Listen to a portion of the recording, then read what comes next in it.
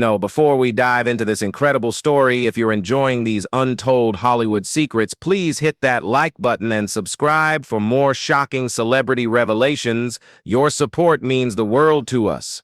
Now let's get into this amazing story. It was July 23rd, 1966, and the Sahara Hotel in Las Vegas was packed with 18,000 people waiting to see Doris Day's sold-out concert. The audience was buzzing with excitement. This was America's sweetheart's first major Vegas performance in over 2 years, and tickets had been impossible to get. In the third row, center section, sat 7-year-old Katie Morrison with her parents Frank and Susan. Katie was wearing her best yellow dress and clutching a handmade sign that read, "I love you, Doris," in crayon. But Katie wasn't just any little girl in the audience. She was fighting a battle that no child should ever have to fight.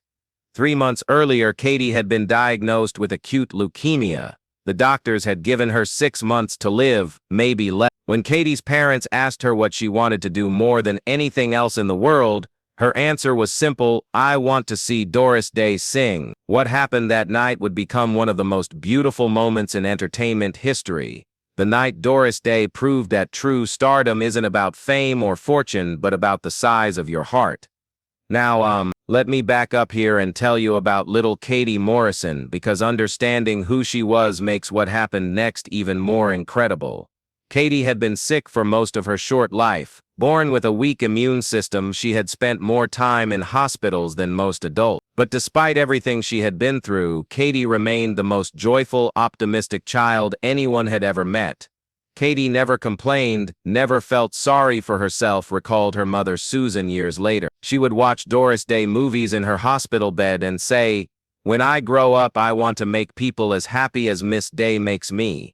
Doris Day's movies had been Katie's escape during countless medical treatments and hospital stays. Pillow Talk, That Touch of Mink, The Man Who Knew Too Much.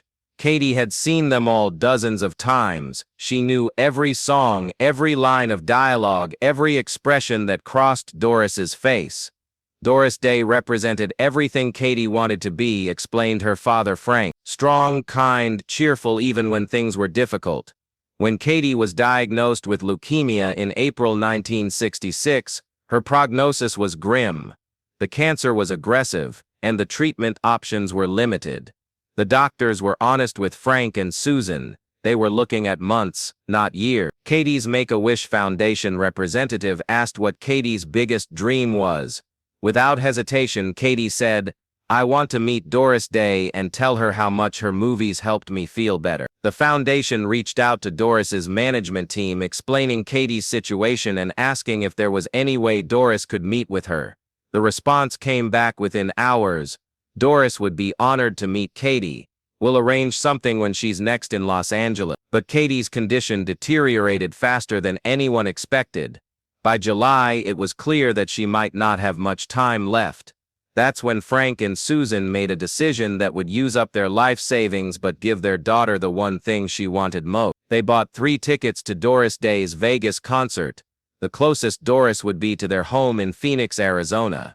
Actually, let me tell you about what Doris Day was going through at this time, because it makes her actions even more remarkable. July 1966 was one of the darkest periods in Doris's life.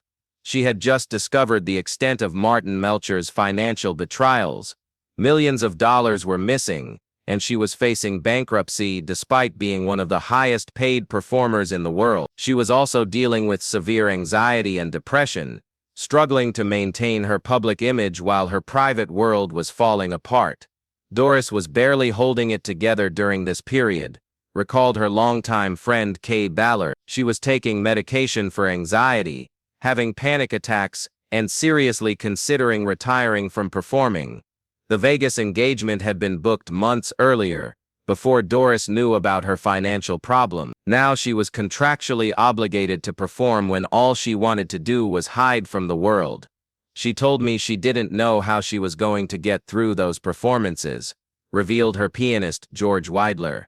She was emotionally exhausted and physically drained. But Doris was a professional, and she never let her personal problems affect her commitment to her audience. On the night of July 23rd, she arrived at the Sahara Hotel determined to give the performance of her life. even though her heart was breaking. Don't forget to comment below and let us know what other heartwarming celebrity stories you'd like to hear about. The concert began at 8 p.m. sharp. Doris walked onto the stage in a shimmering blue gown, and the crowd erupted in applause that lasted for 5 full minutes. She opened with Sahara, her signature song, and her voice was as pure and beautiful as ever. But something was different that night. Despite her personal problems, Doris seemed more present, more connected to her audience than usual. She was scanning the crowd as she sang, making eye contact with individual audience members, sharing genuine smiles with the people who had come to see her.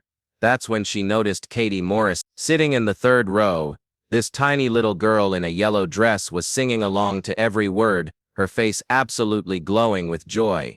Doris was immediately drawn to Katie's obvious enthusiasm, but it was more than that. There was something about the child's expression, a mixture of pure happiness and underlying fragility that touched something deep in Doris's heart. As Doris moved into her second song, Secret Love, she found herself singing directly to Katie, watching the little girl's face light up with recognition.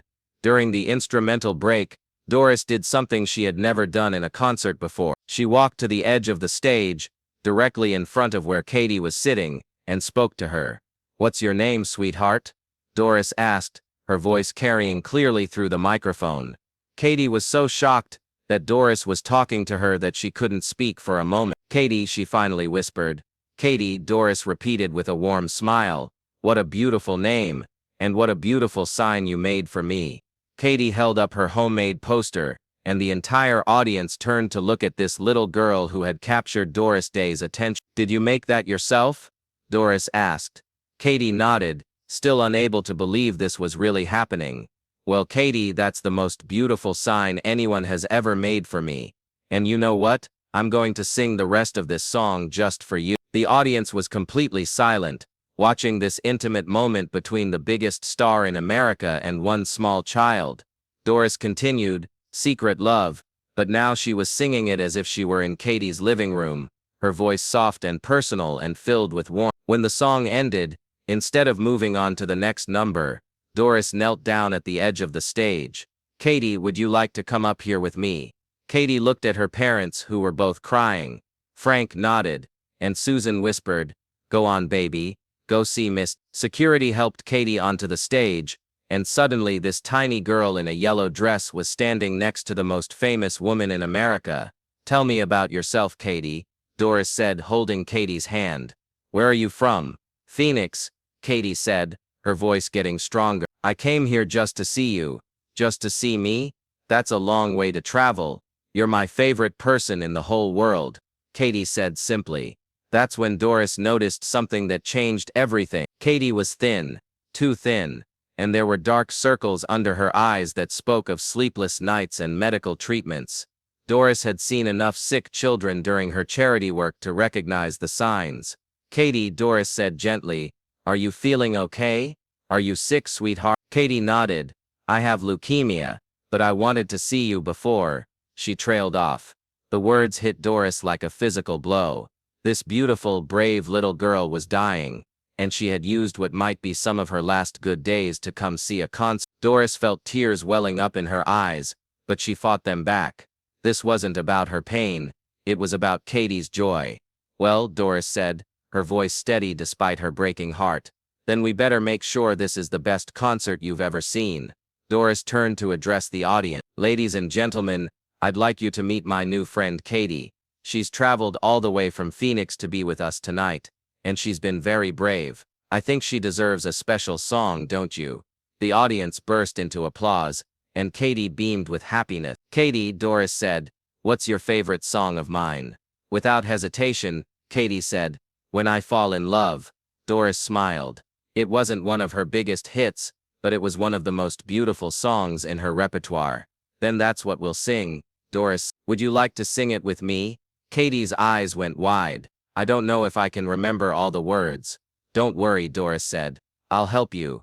What happened next left 18,000 people absolutely speechless. Doris Day and 7-year-old Katie Morrison stood together at the center of the stage and began to sing, "When I Fall in Love." Katie's voice was small and sometimes wavered, but she knew every word, and Doris's voice, usually so polished and professional, became tender and protective as she harmonized with this brave little girl. Actually, you know what was really incredible? The way the entire audience responded. As Doris and Katie sang together, something magical happened in that huge venue. 18,000 people became completely silent, hanging on every note of this impromptu duet between a superstar and a dying child. Many audience members later said it was the most beautiful thing they had ever heard, not because of the technical perfection, but because of the pure love and joy that filled every note. When the song ended, there wasn't a dry eye in the house. The standing ovation lasted for 15 minutes. People were crying, cheering, and calling out words of encouragement to Katie. Doris hugged Katie tightly, whispering something in her ear that no one else could hear. Years later, Katie's mother revealed what Doris had said. "You have the most beautiful spirit I've ever encountered. Promise me you'll keep fighting, and I promise I'll keep singing for you." But Doris wasn't finished. She called her band leader over and whispered something to him. He nodded and made an announcement. "Ladies and gentlemen, Miss Day has decided to dedicate the rest of tonight's performance to Katie Morrison, and to all the brave children who are fighting battles that adults can't even imagine." For the next hour, Doris performed the most emotional, heartfelt concert of her career. She sang love songs as lullabies, upbeat numbers as celebrations of life, and ballads as prayers for hope and healing. And throughout the entire performance, Katie sat in a special chair that had been placed at the side of the stage, watching her idol with pure wonder and joy. The concert ended with "Que sera, Sarah," but this time, Doris invited Katie to join her one more time. Together they sang the famous line, "Whatever will be," and somehow, in that moment, it felt less like resignation and more like courage. When the final note faded, Doris knelt down to Katie's level one more time. "Katie," she said, "you've given me something tonight that I'll treasure forever. You've reminded me why I do what I do, and you've shown me what real courage looks like." She reached into her jewelry box backstage and pulled out a small gold locket. "This was my grandmother's," Doris said, fastening it around Katie's neck. "She always told me it would bring good luck to someone who really needed it. I think that someone is you." Katie touched the locket and looked up at Doris with tears in her eyes. "Thank you, Miss Day. This was the best night of my whole life." "Mine too, sweetheart," Doris said. "Mine too." The aftermath of that night was immediate and profound. The story of Doris Day stopping her concert for a dying child spread across the country within days.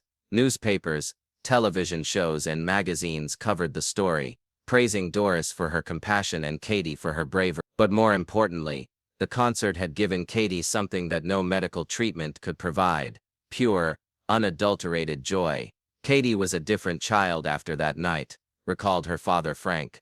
She had more energy, more hope, more determination to fight. She would touch that locket Doris gave her and say, "Miss Day believes in me, so I have to keep trying." The boost to Katie's spirits seemed to have a positive effect on her physical condition as well. Her doctors were amazed by her improvement over the following week. "Sometimes," explained her oncologist, Dr. Robert Chen, "the emotional and psychological benefits of a profound positive experience can actually enhance a patient's ability to respond to treatment."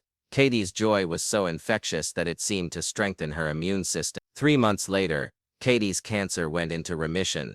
Her doctors called it a miracle, but Katie knew exactly what had saved her. Doris Day sang the cancer away, she would tell anyone who would listen. Katie lived for another 43 years, eventually becoming a pediatric nurse who specialized in working with terminally ill children. She credited that night at the Sahara Hotel with giving her both the inspiration to survive and the calling to dedicate her life to helping other sick children. "Doris Day showed me that the most important thing you can do is bring joy to someone who needs it," Katie said that became the mission of my entire life. Katie wore Doris's locket every day until she died peacefully in her sleep in 2009, at the age of 50. For Doris, the encounter with Katie became one of the defining moments of her career. "That little girl saved me that night," Doris said years later. "I was going through the darkest period of my life, questioning everything about my career and my purpose. But watching Katie's face light up when we sang together reminded me that music has the power to heal, to bring hope, to make people feel less alone." Katie taught me that stardom isn't about how famous you are, or how much money you make. It's about how many lives you can touch with whatever gift you've been given. From that night forward, Doris made it a point to include sick children in her concerts, whenever possible. She established the Doris Day Foundation partly to help children with serious illnesses, and she frequently visited hospitals to sing for young patients. Katie opened my heart to a whole world of children who needed what I could give them, Doris explained. When Katie died in 2009, Doris was devastated.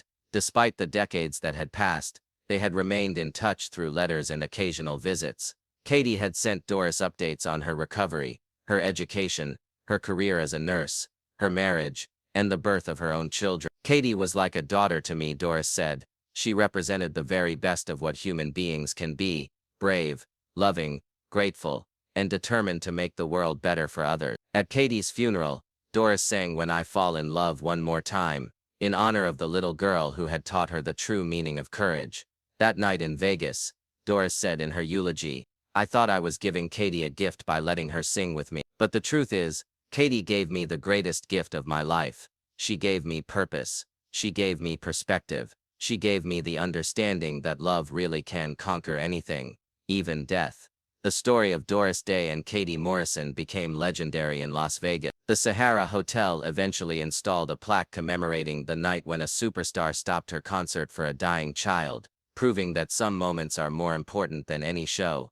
But the real legacy of that night isn't the plaque or the newspaper articles or the accolade. It's the reminder that true greatness isn't measured by fame or fortune or professional achievement. It's measured by how willing you are to stop everything when someone needs you most. Doris Day stopped an entire concert for a 7-year-old girl she had never met. In doing so, she didn't just save Katie's life, she saved her own soul, and she showed 18,000 people what it really means to be a star. Not someone who shines brightly for themselves, but someone who uses their light to illuminate the darkness for others. That's what happened the night Doris Day met Katie Morrison. That's why 18,000 people left the Sahara Hotel in tears. And that's why, more than 50 years later, we're still telling this story. Because sometimes, the most beautiful performances happen when the music stops and the love begins. Doris Day understood that. Katie Morrison understood that. And for one magical night in Las Vegas, 18,000 other people understood it too. That's the power of kindness. That's the power of love. That's the power of stopping everything for someone who needs you most. Even if that someone is just a 7-year-old girl in a yellow dress, holding a homemade sign that says "I love you." Sometimes, that's the most important audience of all.